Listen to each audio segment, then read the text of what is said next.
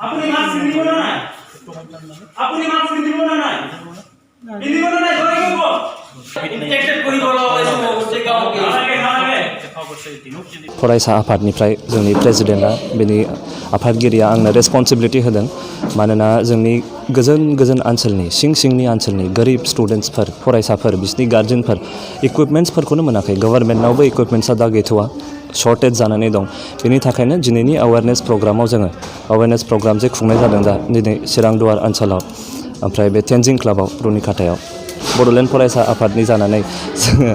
sanitiser आरो मास्कखौ डिस्ट्रिबिउट खालामनाय जागोन जेसेबां गोरिब मानसिफोर दङ नङाबा सोरनोबो जों नांगौ जानो हागौ बे बाजाराव थांनो हायाखै बिसोरनि मानसिफोरनो जोङो मास्क ओमफ्राय बेखौ डिस्ट्रिबिउट खालामगोन गुबुन जायगायाव जों खालामगोन माने एग्जाम्पल लानो हायो आङो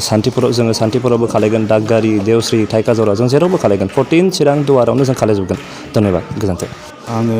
बयनिसिमबो अननाय खुलुमनायखौ चिरांदुवार ब्लक बड'लेण्ड स्टुडेन्ट इउनियन जानानै गिबियाव जासिग्रोबाय आरो BNN आरो बड'सा आरो टाइम्स 8 जे निउस बिनि गेजेरजों जे जोङो नोंथांमोननि गेजेरजोंनो मोनसे दिनै बड'लेण्ड फरायसा आफादा जे जोंनि चिरांदुवाराव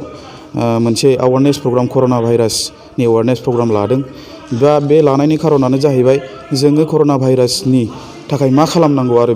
बिनिफ्राय रैखा मोननो थाखाय जोङो मा खालामनांगौ बिनि सोमोन्दै जोङो जोंनि लोगोफोर फरायसा लोगोफोरखौ लेंहरदों गार्जेनफोरखौ लेंहरदों जोंनि चिरांदुवारनि सिङाव थानाय रुनिखाथा आस्राबारि गासैनिफ्रायबो गामिनिफ्राय लेंहरनानै जोङो मोनसे एवारनेस प्रग्राम खालामदों जे जोङो कर'ना भाइरासखौ होबथानोब्ला जोङो माबोरै बेबस्था खालामनांगौ जेरै हेन्ड सेनिटाइजार इउज खालामनांगौ जों ससियेल डिस्टेन्स मेनटेन खालामनांगौ जोङो नुबोबाय थादों जे जोंनि समाजाव मोनसे गिख्रांथाव थासारिखौ नुनानैबो दिनै रायजो राजाफोरा मोनसे माने सोलायनाय फैयाखै ससियेल डिस्टेन्सिं मेनटेन खालामाखै मास्क गानाखै दा जोङो बिनि थ्रुयैनो जोङो माबा मोनसे खालामनो हायो नामा होननानै जों बे प्रग्रामखौ अर्गानाइज खालामनाय जादों गोजोन्थों